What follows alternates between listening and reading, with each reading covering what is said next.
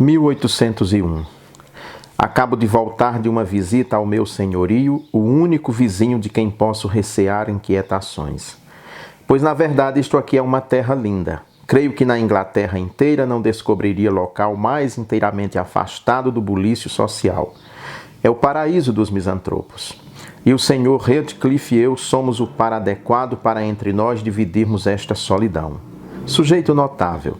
Nem adivinhou de certo o impulso de simpatia que por ele senti quando, ao avançar o cavalo, vi-lhe os olhos pretos recuando suspeitosos por sob o senho fechado. Ou quando afundou ainda mais no colete os dedos desconfiados e resolutos ao anúncio do meu nome. Senhor Redcliffe, falei. Com um gesto de cabeça concordou que era Redcliffe. A primeira vez que eu li essa história, creio que foi entre 1981 ou talvez 1982. Eu comprei pelos Correios, pelo serviço de reembolso postal que existia naquela época, das edições de ouro, se eu não me engano. E eu tinha que buscar esses livros, eu morava em Ipueira, e tinha que buscar em São João do Sabugi, que é onde ficava a agência dos Correios. Íamos por um caminho antigo, que já não existe mais, cerca de 14 quilômetros.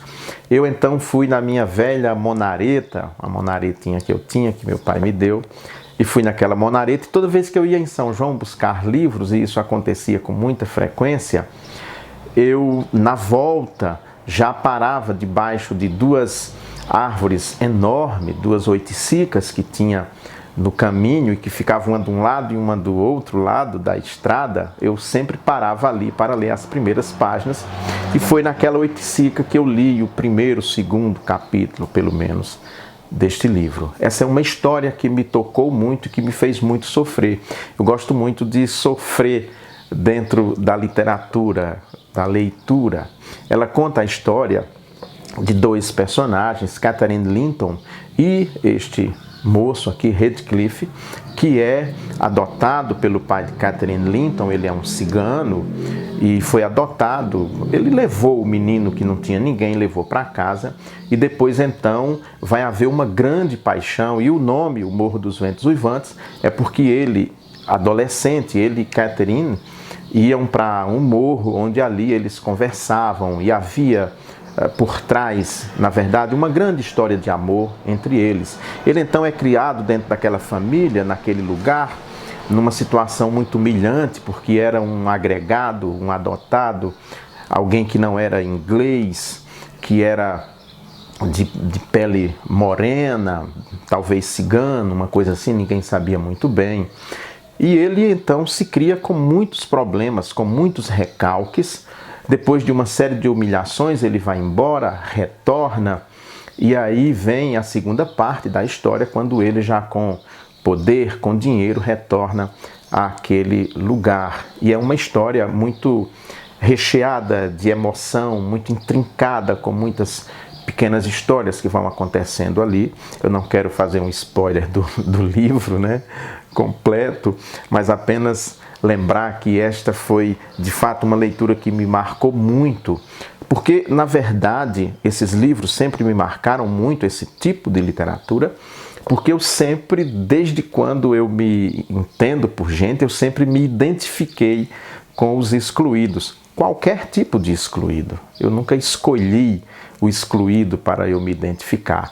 E, de repente, eu me identifiquei muito com aquele menino, com a sua história de dor e de sofrimento, como continuo até hoje me identificando com a história de qualquer pessoa que é excluída da sociedade, seja ela negro, índio, favelado, qualquer pessoa que a sociedade simplesmente exclui e não deixa que ela participe, digamos assim, da convivência social, da vivência social, porque ela é, como diria Drummond em seu poema, é gauche na vida, né? Porque ela é torta, porque ela não se enquadra nos padrões sociais, sejam eles quais forem.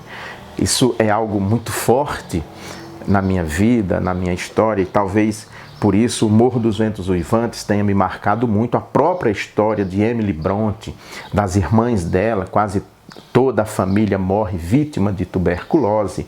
Então é uma grande tragédia. As tragédias sempre me atraíram, me fascinaram, exerceram um poder muito grande na minha vida de sentimentos, de imaginação, enfim. E hoje, né, dentre esses livros que eu venho sempre falando aqui, livros que eu li que foram importantes, muitos deles lidos ainda lá na minha adolescência, quando eu era garoto, quando vivia em Ipueira, depois Caicó, ou quando estudei em São João do Sabugi e tinha que viajar todo dia, de segunda a sexta, de Ipueira para São João, num velho pau de arara, eu e todos os meus contemporâneos que passamos por essa saga. De maneira que essas histórias emocionam. E se você nunca viu, nunca leu, aliás, O Morro dos Ventos Uivantes, eu quero convidar para você fazer essa leitura e também se emocionar com a história de Heathcliff e Catherine Linton, essa história de um amor não correspondido e que se transforma numa grande tragédia, como assim é a vida de tanta gente pelo mundo afora. O Morro dos Ventos Uivantes.